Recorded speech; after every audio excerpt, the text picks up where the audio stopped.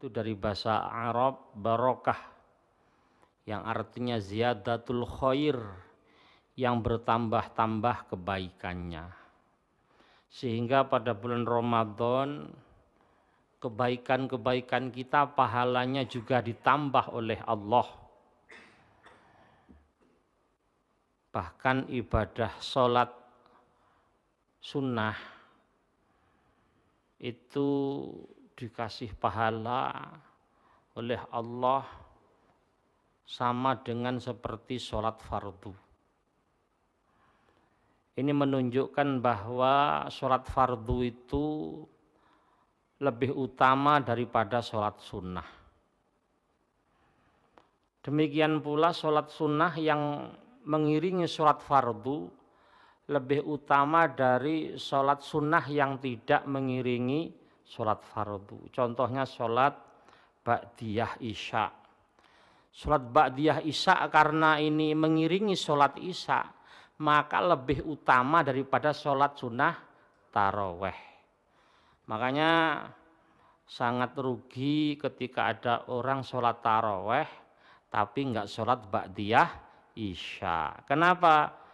Sholat ba'diyah isya karena mengiringi sholat fardu maka lebih utama. Demikian pula ada orang sholat ba'diyah tapi juga enggak mau sholat taraweh.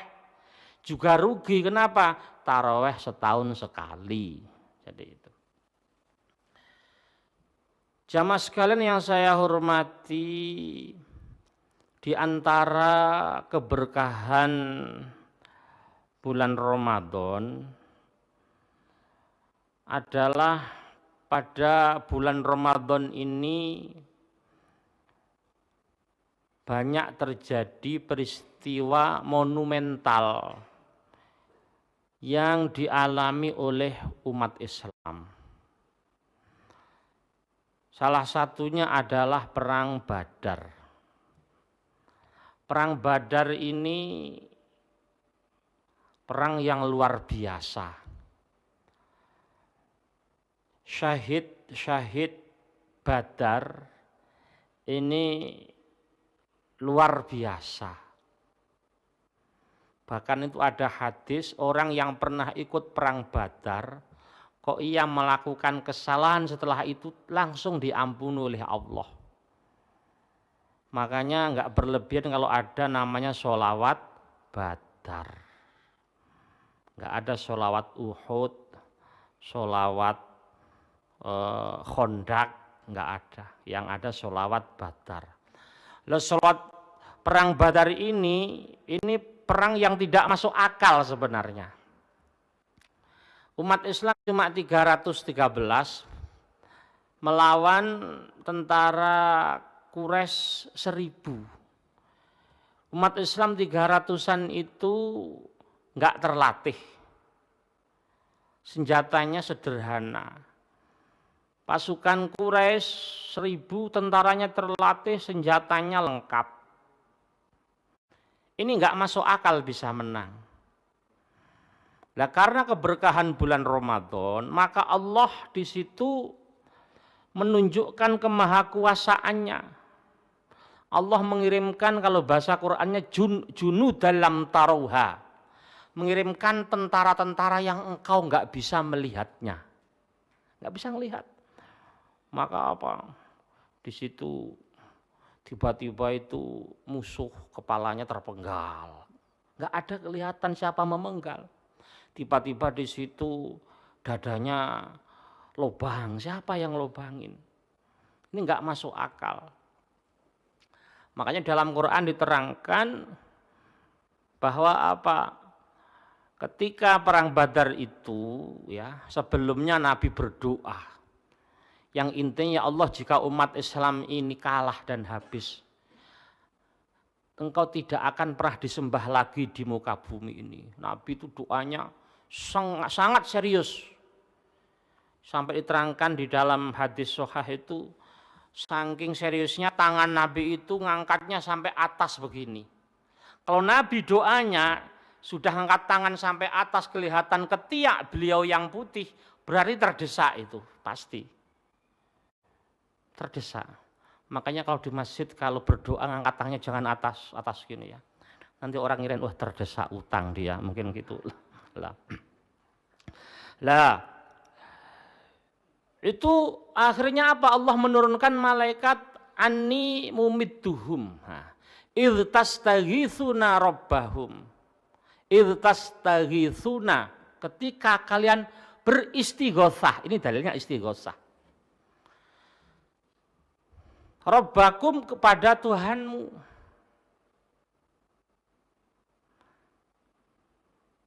Fastajaba lakum, maka Allah mengabulkan bagimu.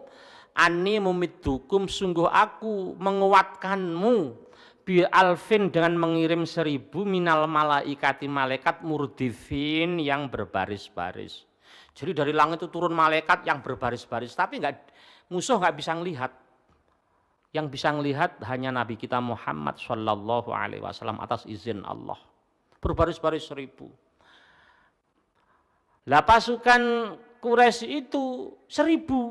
Allah ngirim tentara kok 1000. Kenapa? Padahal dalam sejarah-sejarah sebelumnya, ketika satu kaum itu ingkar mendurhakai Allah, Allah cukup ngirim 1 malaikat.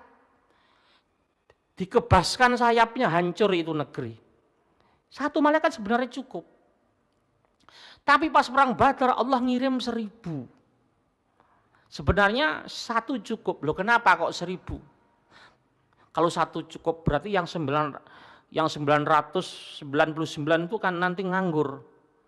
Nah, ini menunjukkan bahwa apa? Pekerjaan walaupun itu ringan, tapi diusahakan semuanya bisa ikut mengerjakan supaya dapat pahala semuanya. Biar dapat pahala. Itu. Contohnya ini meja ini diangkat orang 1 sebenarnya kuat sih. Cuma ada yang ngangkat 2 orang biar dapat pahala semuanya. Bagus. Misalkan kok ada pengemis datang ke rumah kita. Nah di situ apa? Suami ngambil uang 5.000. Jangan langsung dikasihkan pengemisnya biar satu rumah dapat pahala. Suami ngambil uang 5.000 dikasihkan ke istrinya. Ini dikasih pengemis. Sama istrinya dikasihkan ke anaknya. Nah ini kasihkan pengemis. Sama anaknya dikasihkan ke pembantunya. Sama pembantunya dikasihkan ke pengemis. Cumanya pengemisnya itu bengong. 5.000 aja kok ribet gitu mungkin pikirannya. Tapi itu satu rumah dapat pahala semuanya itu. Nah, makanya kayak Allah menurunkan 1000 malaikat sebenarnya cukup 1. Tujuannya apa? Ngajari kepada kita kalau kebaikan itu sebaiknya apa? Dikerjakan bersama-sama biar dapat pahalanya semuanya. Jadi itu. Lah akhirnya di situ pada waktu perang Badar juga banyak peristiwa aneh. Tiba-tiba angin itu kencang sekali. Pelepah-pelepah kurma itu berterbangan, ketika di situ mengenai leher musuh langsung putus, mengenai dada musuh langsung tembus. Pokoknya banyak kejadian-kejadian aneh. Setelah itulah umat Islam mengalami kemenangan yang luar biasa. Lah peristiwa yang monumental itu, ya, yang sangat monumental itu terjadi pada bulan Ramadan. Artinya apa? Ramadan itu berkah, membawa kebaikan. Contoh lagi, peristiwa Fathu Makkah. Perjanjian Hudaybiyah dulu aja deh, biar urut sejarahnya ya. Ya, jadi perjanjian Hudaybiyah. Perjanjian Hudaybiyah terjadi pada bulan Ramadan. Jadi Nabi bersama 1.500 umat Islam mau umroh dari Madinah ke Mekah. Umroh. Nah, ketika sampai di Hudaybiyah dicegat oleh tentara Quraisy. Tentara Quraisy saat itu adalah yang memegang otoritas Mekah. Dia yang berkuasa. Di situ Nabi dihadang, nggak boleh untuk masuk ke Mekah, dilarang umroh. Makanya ini di dalam Al-Quran disebutkan wa atimmul hajja wal umrata lillah. Dan sempurnakan haji dan umroh karena Allah. Fa in uhsirtum, jika engkau kena ihsor, artinya mau umroh kok dihalang-halangi, ada halangan, famastaisaro minal hadi, maka berkorban nyari binatang yang mudah. Nah di situ Nabi terkena ihsor, terkena halangan, nggak jadi umroh karena dihadang. Lah saat itu Umar bin Khattab sudah panas, udah lawan saja ya Rasulullah, kita sama 1.500 tentara, lawan saja. Apa kata Nabi? Jangan. Berarti apa? Nabi itu mengedepankan perdamaian. Akhirnya apa? Ada perjanjian Al-Hudaybiyah. Jadi di Hudaybiyah tempatnya. Lah di situ klausul-klausul perjanjian itu secara sekilas banyak merugikan umat Islam. Jadi ketika ada orang Islam kok pergi ke Mekah, ketangkep, maka umat Islam nggak boleh balik ke Madinah. Tapi sebaliknya ketika ada orang Quraisy kok di situ ketangkep di Madinah, boleh balik ke Mekah. Kan nggak adil sebenarnya. Tapi Nabi Muhammad itu manusia yang sangat jenius. Ya. Lah di situ salah satunya lagi adalah apa? Terjadi gencatan senjata. Ini yang paling diharapkan Rasulullah. Terjadi gencatan senjata dalam klausul itu. Lah, karena selama ini umat Islam tersibukkan dengan apa? Menghadapi teror-teror dari kaum Quraisy, sehingga fokus dakwahnya itu terganggu. Sehingga pembenahan internal umat Islam juga apa? Terganggu juga. Akhirnya dengan adanya perjanjian Hudaybiyah nanti menguntungkan umat Islam. Dakwah bisa fokus, nggak ada yang ganggu dakwah. Sampai Islam Nabi mengirimkan apa surat-surat ekspedisi kepada para raja-raja untuk masuk Islam dan lain sebagainya. Nggak ada yang ganggu. Lah yang paling membuat panas para sahabat khususnya Umar dan Sayyidina Ali itu catatan-catatan, klausul-klausul perjanjian Hudaybiyah itu ada satu kalimat yang harus dihapus. Nah di situ yang nuliskan Sayyidina Ali itu klausul. Nah di situ dari suku Quraisy namanya Suhail bin Amr. Dia gampangnya yang tanda tangan lah.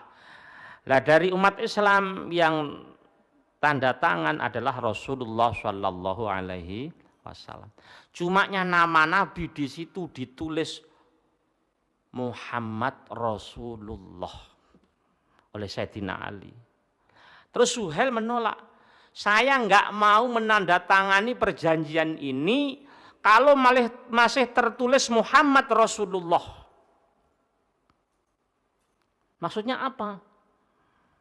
Kata Nabi Muhammad. Kalau Muhammad Rasulullah berarti Muhammad utusan Allah. Ini Rasulullahnya harus dihapus Rasulullahnya. Kenapa? Karena saya nggak mengakui Anda sebagai Rasul. Pokoknya kalau Rasulullahnya nggak dihapus, saya nggak mengakui. Nabi bilang kepada Sayyidina Ali, umhuha, hapus wahai Ali. Sayyidina Ali, demi Allah, saya tidak akan menghapus tulisan ini. Kenapa? Ini simbol keimanan umat Islam. Kalau menghapus tulisan ini, berarti seakan-akan kita telah mengingkari kerasulan engkau, wahai Rasulullah. Nabi Muhammad tetap tenang. Umar, jangan dihapus Rasulullah. Saya penggal saja. Umar dikit-dikit mengpenggalkan gitu. Tapi Nabi tetap tenang. Nabi, tunjukkan mana tulisan Rasulullah. Karena Nabi Muhammad kan ummi kan. Gak bisa baca tulis ini ya Rasulullah. Nabi Muhammad hapus sendiri tulisan Rasulullah. Muhammad Rasulullah diganti Muhammad bin Abdillah. Umar itu sudah nggak tahan sebenarnya. Lah kenapa Nabi rela menghapus tulisan Rasulullah? Ini artinya begini. Artinya demi perdamaian tidak apa-apa kita itu mengorbankan simbol-simbol agama. Simbol-simbol agama itu kan cuma luarannya toh. Makanya kalau misalkan saat itu nggak dihapus akan terjadi perang. Bisa jadi Islam kalah karena masih sedikit. Nah, inilah yang dicontoh oleh para pendiri bangsa kita. Saat itu Pancasila, itu sila pertama itu intinya negara berdasarkan Islam kan begitu kan. Tapi karena orang-orang dari Indonesia Timur khususnya yang nggak terima kan banyak Kristianinya. Kalau tetap ditulis Indonesia berdasarkan negara Islam, kami akan berpisah dari NKRI.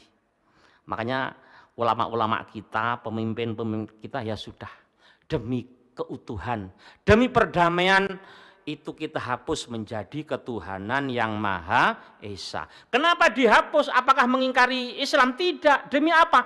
Keutuhan. Demi keutuhan. Makanya kita jangan terlalu terpaku dengan simbol. Gara-gara simbol dikit-dikit kita tersinggung. Gara-gara simbol Islam ya yang seakan-akan di situ dilecehkan kita sudah main takbir saja. Coba lihat Nabi Muhammad. Ketika simbolnya dihapus, Nabi Muhammad malah tersenyum. Yang enggak terima justru para sahabat. Makanya sebagai umat Islam itu kita jangan bersumbu pendek, gampang emosian, gampang tersulut, dikit-dikit wah penodaan agama, dikit-dikit pelecehan. Contoh Rasulullah demi keutuhan bangsa, Nabi itu enggak mudah tersinggung. Lah, makanya berangkat dari perjanjian ini, Hudaybiyah ini, maka apa? Islam sudah mulai bisa berkembang. Yang dulu fokus ngurusi teror-teror orang Quraisy, sekarang sudah bisa berdakwah, sudah bisa apa. Walaupun nanti dikhianati perjanjian itu. Nah, ini terjadi pada bulan apa? Ramadan. Nah, ini bulan berkah. Yang terakhir. Ramadan bulan berkah, di situ juga ada sejarahnya. Apa? Islam melakukan Fathu Makkah, melakukan penaklukan kota Makkah. Jadi setelah perjanjian Hudaybiyah nggak berselang lama, itu umat Islam semakin banyak.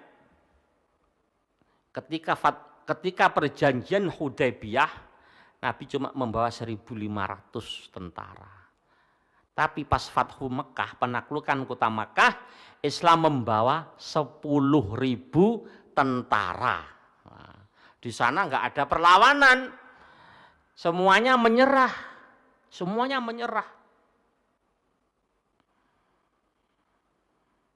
Ada sahabat yang ingat ketika masuk Mekah ini, dulu keluargaku dibantai di Mekah. Dulu hartaku dirampas di Mekah. Ingat masuk Mekah Islam saat itu. Saat dulu dianiaya. Akhirnya ada yang berteriak, Al-yaumu yaumun malhamah. Hari ini adalah hari balas dendam. Ada sahabat ngomong gitu. Malhamah pakai lam.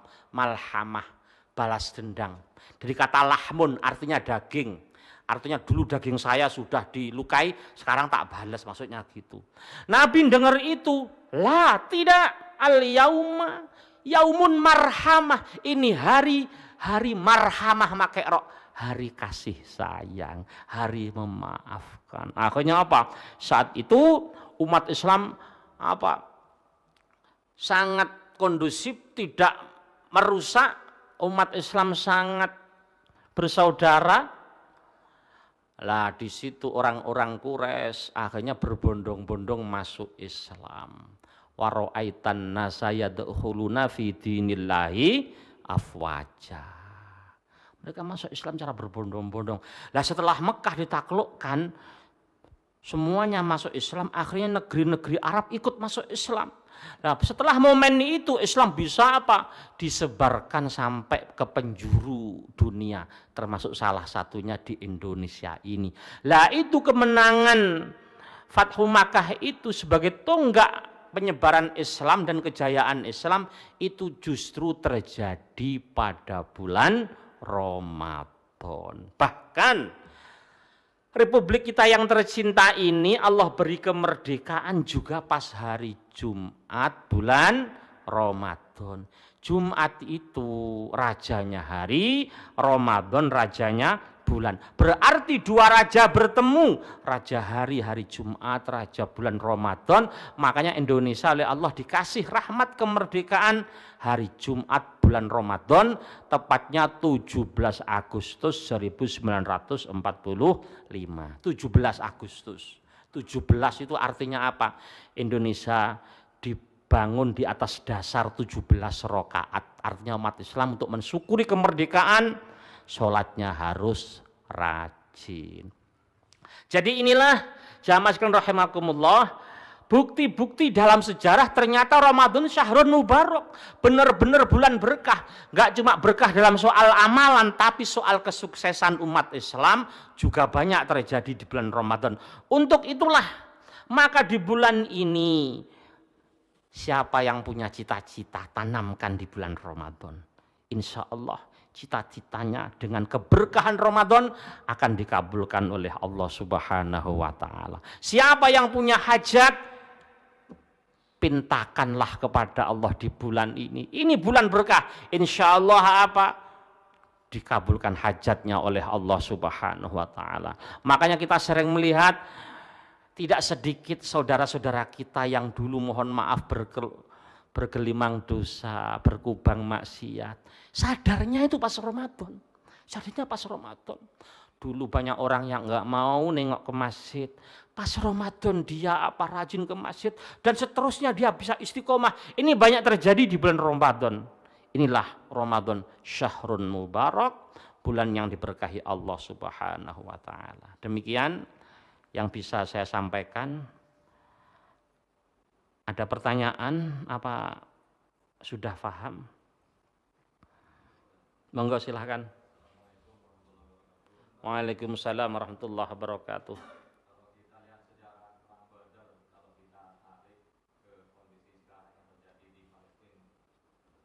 Ya.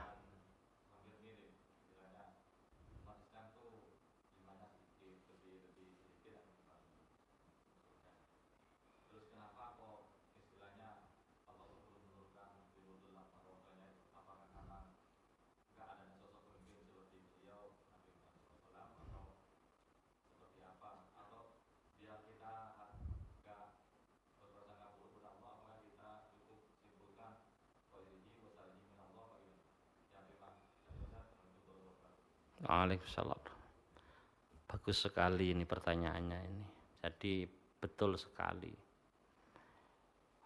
Situasi di Palestina itu ya umat Islam ditindas. Banyak yang dibantai, banyak yang dibunuh. Dihancurkan gedung-gedungnya, infrastruktur. Kalau kita Ramadan gini taraweh itu lampunya terang. Kalau di sana itu taraweh itu temaram, nggak ada lampu. Kalau kita tadarus di situ bisa ngumpul tenang, lampunya terang, samping kanan kiri ada kolak, ada kue. Di sana itu dipuing-puing tadarus make lilin. Sampingnya itu bukan pisang goreng, bukan di situ kue, tapi apa? Puing-puing keruntuhan itu. Makanya kita harus bersyukur diberikan apa Indonesia nikmat aman oleh Allah Subhanahu wa Ta'ala. Semoga aman seterusnya. Amin Allahumma amin. Lah untuk saudara kita di Palestina, kenapa? Kan ada ayat nasrum minallahi qarib, pertolongan dari Allah dekat. Kenapa seperti itu? Ya, jadi memang itu sudah ditakdirkan oleh Allah. Makanya walan tardo angkal yahudu walan nasoro hatta tatabi'a millatum. Ini walan tardo. Lannya itu walan tardo, tidak sekali-kali. Jadi untuk selamanya orang Yahudi Nasrani itu enggak akan ridho dengan kita sebelum kita ikut agama mereka. Maka sampai kiamat ya seperti itu. Dan ini sudah diterangkan dalam hadis Nabi. Ini akan terus ada konflik walaupun mungkin kok bisa damai sebentar, nanti muncul lagi sampai nanti turun Imam Mahdi. Nabi Isa turun, Imam Mahdi turun, nanti bersamaan dengan keluarnya Dajjal juga perang, akhirnya umat Islam dipimpin Imam Mahdi menang. Artinya apa? Ya mungkin begitu terus kalau melihat hadis-hadis yang disabdakan oleh Rasulullah. Nah kenapa Allah kok tidak menurunkan tentara-tentara kayak malaikat tadi? Sebagaimana perang Badar, ya. Jadi makanya rahasianya itu karena Allah memang ingin menjadikan Palestina sebagai medan jihad bagi umat Islam sedunia. Kalau tentara Palestina, ya entah itu Hamas atau siapapun lah ibaratnya, itu bisa berjihad dengan senjata. Lah Allah ngasih kesempatan kita untuk berjihad, ya dengan cara mengirimkan bantuan ke sana. Minimal kita tidak menggunakan produk-produk Israel yang nanti dikhawatirkan keuntungannya dibuat beli bom, buat beli peluru untuk nembaki saudara-saudara kita. Jadi artinya Allah kok masih membiarkan keadaan seperti itu. Banyak faktor yang kita tentu berpositif thinking, berhusnudzon. Allah menjadikan Palestina sebagai lahan jihad umat Islam seluruh dunia. Ini kesempatan kita berjihad, walaupun jihadnya dengan minimal tidak membeli produk mereka, kita mengirimkan bantuan dan lain-lain sebagainya. Dan ini karena sudah memang ditakdir seperti itu di dalam beberapa hadis-hadis yang berkaitan dengan akhir zaman, memang ini terjadi sampai kiamat. Loh kan mereka kan terbantai, kan kasihan. Justru mereka itu yang dibantai kok meninggal. Mereka itu sudah langsung surga. Misalkan kok bisa kita ajak ngobrol mereka. Bagaimana keadaanmu setelah engkau gugur, setelah ditembak oleh tentara Israel? Keadaannya bagaimana? Alhamdulillah, sangat nikmat ternyata di sini. Kami langsung dikasih nikmat oleh Allah. Lah misalkan engkau dikasih hidup lagi oleh Allah, dikembalikan ke dunia, apakah engkau mau? Tidak mau, saya demi Allah tidak mau. Saya sudah bersyukur sekali.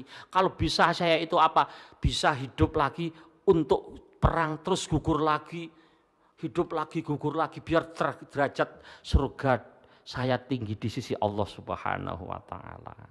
Jadi mungkin itu jawaban saya, begitu. Gimana jamaah sekalian? Nggih, monggo.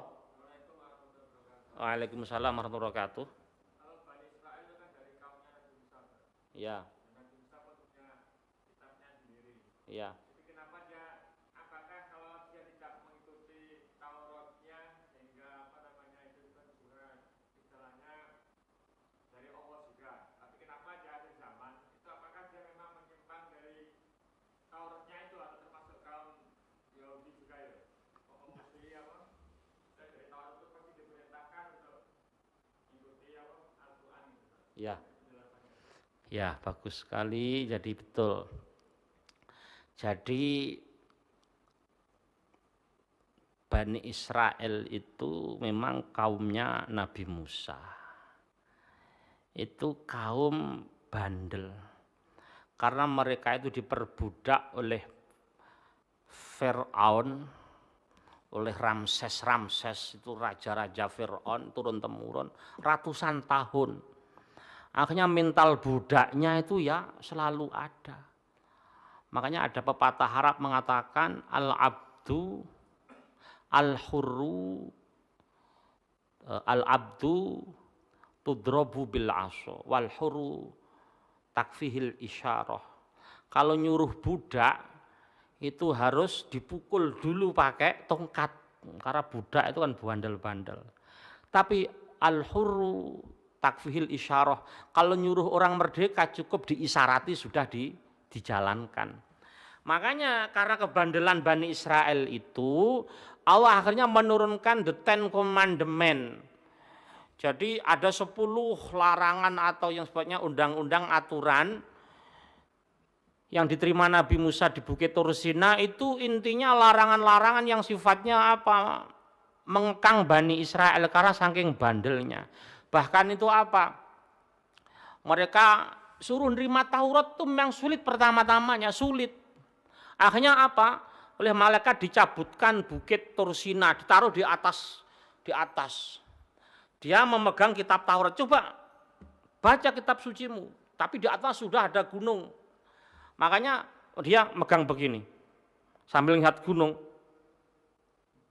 Makanya coba lihat sembahyangnya orang Israel. Coba lihat, mesti begini. Kenapa? Dia megang kitab suci sambil lihat gunung. Takut ditimpuk, tapi dia dipaksa untuk mengimani kitab Taurat. Ya, makanya ada orang umat Islam sholat kok begini, dulu ndingklu, berarti ini kejatuhan gunung, berarti kan gitu. Lah itu, mereka menerima Taurat itu dipaksa dengan diancam siksa. Lah, banyak sekali pelanggaran, akhirnya di situ ya ada sebagian yang beriman, sebagian yang beriman.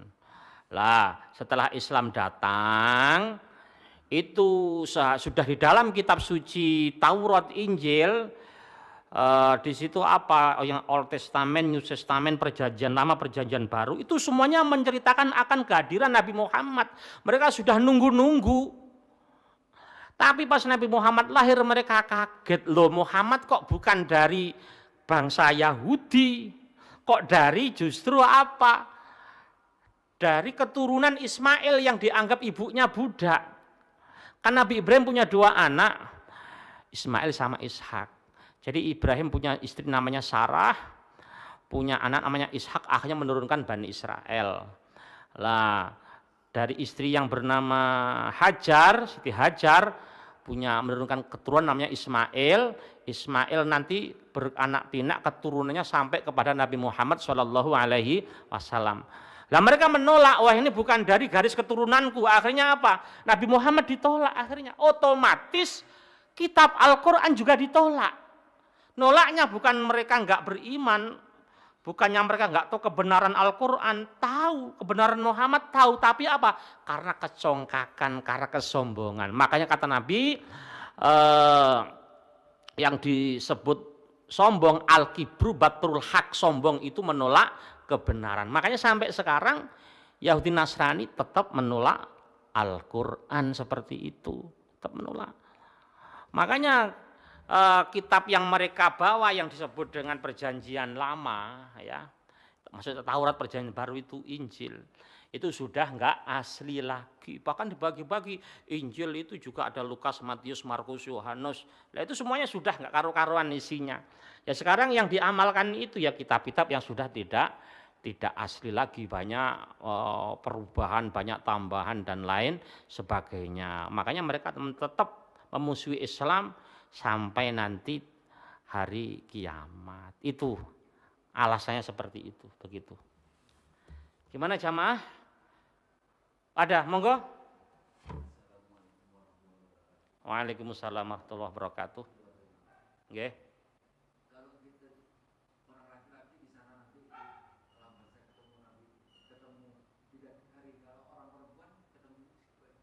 Oh ya. Baik. Laki-laki dapat bidadari, apa perempuan dapat bidadara gitu ya maksudnya. Ya. Jadi kalau dalam Al-Quran itu yang diceritakan itu hanya hurun ain, bidadari yang belolok-belolok matanya kan gitu. Jadi artinya ya laki-laki itu dapat bidadari. Lah apakah perempuan dapat bidadara? Tidak. Justru perempuan nanti jadi ratunya bidadari. Ratunya bidadari. Itu. Makanya di situ ya sebagian wanita itu kan mikir, kalau suami saya dapat 70 bidadari, masa saya nggak dapat 70 bidadara lah. Mereka mikirnya nanti apa? Akan cemburu kan? Pasti akan cemburu. Tidak, di surga itu sudah hilang. Sifat-sifat iri, dengki, cemburu itu nggak ada. Justru istri itu akan bangga nanti di surga jadi ratunya bidadari. Bidadari-bidadari yang punya suaminya itu akan jadi bawahan dia. Akan jadi bawahan dia. Tapi ada pendapat lemah yang menggunakan akal mengatakan memang ada, dia akan dapat bidadara. Sesuai apa? Permintaan, karena semua di surga yang diminta akan dikasih. Tapi ya kalau menyalahi kudrat aturan Allah ya sebenarnya nggak dikasih. Contohnya apa? Ya Allah, pas di surga saya kepingin balik ke dunia lagi, ya Allah tolong jadikan saya caleg misalkan. Itu nggak bisa. Sudah nggak bisa. Enggak semuanya yang diminta di surga itu dikasih ya, enggak semuanya. Cumanya masalah itu pendapat yang terkuat perempuan itu apa, hanya dia tidak dapat bidadara, dia akan menjadi apa? Menjadi ratu bidadari. Jadi jangan khawatir, tetap jadi ratu bidadari. Bidadari di surga itu yang sehebat itu masih utama nanti apa? Ratu bidadari yang dari istri. Lebih dari itu loh. Diterangkan dalam hadis itu, kalau minum saking putih kulitnya, ketika minum itu ketika mengalir di leher airnya itu kelihatan dilihat dari luar. Terus kalau bidadari itu apa? Meludahi air laut, asinnya air laut langsung hilang. Wangi semuanya. Wangi semuanya. Coba istri kita jam 2 malam bangun, terus meludah ngenai baju kita, seminggu belum hilang-hilang baunya. Nah itu misalkan. Ya punya istri. Begitu jawaban saya, Pak. Nggih. Gimana jamaah? Sudah cukup atau masih ada? Mau banyak yang antar sekolah ini ya kayaknya ya. Libur. Sekolah. Baik. Sudah cukup nggih? Apa ada? Oh, kalau sudah cukup. Baik, demikian walaupun enggak lama-lama yang penting istiqomah dan mendapatkan ilmu yang barokah dari Allah Subhanahu wa taala. Allahumma sholli wa sallim wa barik ala sayyidina Muhammad walhamdulillahi rabbil alamin. Allahumma ja'al jam'ana hadza jam'an marhuma wa la taj'al jam'ana hadza jam'an mahruma. Rabbana la tuzigh qulubana ba'da idh hadaitana wa hab lana min ladunka rahmah innaka antal wahhab. Allahumma inna na'udzubika min ilmin la yanfa' wa qalbin la yakhsha' wa 'amalin la yurfa' wa du'an yusma'. Rabbana hab lana min azwajina wa dhurriyyatina qurrata a'yuni waj'alna lil muttaqina imama.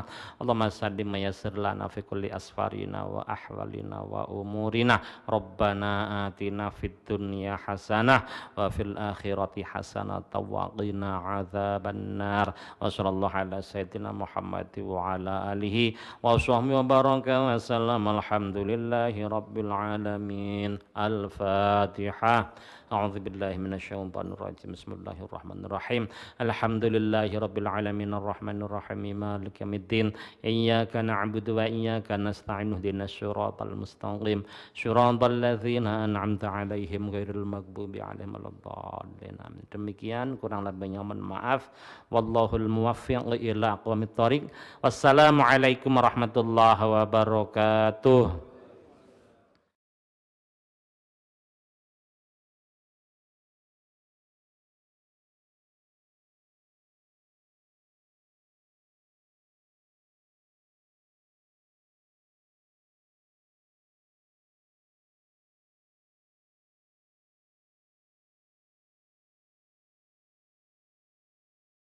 Oh